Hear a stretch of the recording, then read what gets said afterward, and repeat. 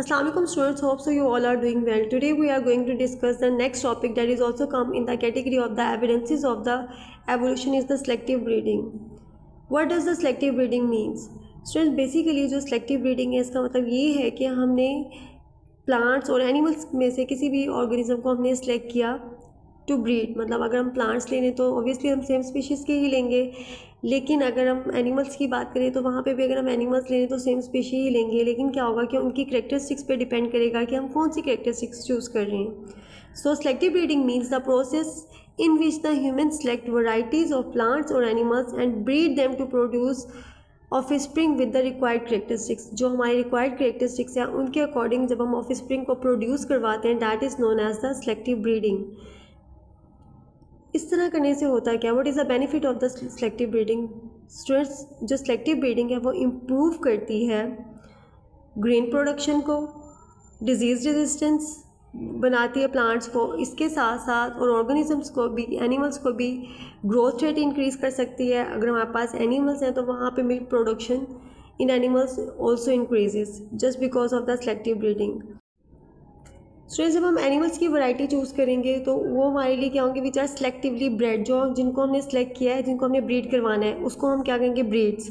और अगर हम प्लांट की वैरायटी लेते हैं जिनको हमने सेलेक्ट करना है फॉर द ब्रीडिंग, तो उसके लिए हम वर्ड यूज़ करेंगे कल्टीवर्स का, या उसको हम वैराइटीज़ भी बोल सकते हैं। सो स्टूडेंट्स, अगर हम एनिमल की बात करें, सपोज करें कि many breeds of sheep, goat and cow, hen etcetera. तो स्टूडेंट्स, इस तरह से हम क्या करते हैं कि जो ऑर्गेनिजम्स हैं उनको ब्रीड करवाया जाता है और उनकी जो क्वालिटीज़ हैं उनको ऑफस्प्रिंग में ट्रांसफ़र करवाया जाता है, और फिर जो नेक्स्ट आने वाली जनरेशन होगी उसमें वही वाली क्वालिटीज़ आएंगी, वही वाली वैराइटीज़ आएंगी जो ब्रीडिंग के थ्रू उनमें ट्रांसफ़र हुई थी।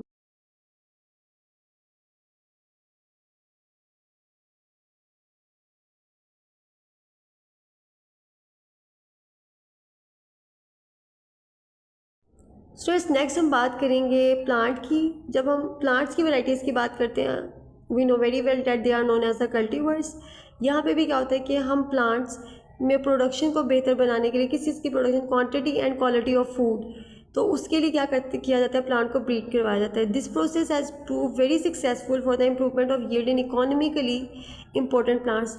लाइक अगर हमने वीट है, वीट की प्रोडक्शन को इंक्रीज़ करवाना हो, राइस की प्रोडक्शन, पोटैटो की प्रोडक्शन और एप्पल की प्रोडक्शन को इंक्रीज़ करवाना, उनकी क्वांटिटी इंक्रीज़ करवानी, क्वालिटी इंक्रीज़ करवानी हो, तो फिर इसके लिए हम क्या करते हैं, ब्रीडिंग, सेलेक्टिव ब्रीडिंग की जाती है। और ये भी उसी तरह से होगी जिस तरह एनिमल्स में होते हैं कि वो वाले उन वाले अगर हम एप्पल की बात करें, एक एप्पल का टेस्ट बहुत स्वीट है लेकिन उसका स्मॉल साइज़ है, दूसरा एप्पल लार्ज साइज़ का है लेकिन उसका टेस्ट स्वीट नहीं है। फिर इस तरह से इन दोनों एप्पल को जब ब्रीड करवाया जाएगा तो उसके बाद जो हमारे पास न्यू ऑर्गेनिज्म प्रोड्यूस होंगे तो उनमें वो सारी क्वालिटीज़ होंगी जिसमें जो दोनों एप्पल्स में थी, कि वो स्वीट भी होगा टेस्ट, और वो लार्ज साइज़ का एप्पल भी होगा, स्मॉल एप्पल नहीं होगा। तो इस तरह से स्टूडेंट्स, सेलेक्टिव ब्रीडिंग के थ्रू हम अपनी चॉइस की जो वैरायटीज़ हैं वो ऑर्गेनिज्म में इंट्रोड्यूस करवा सकते हैं।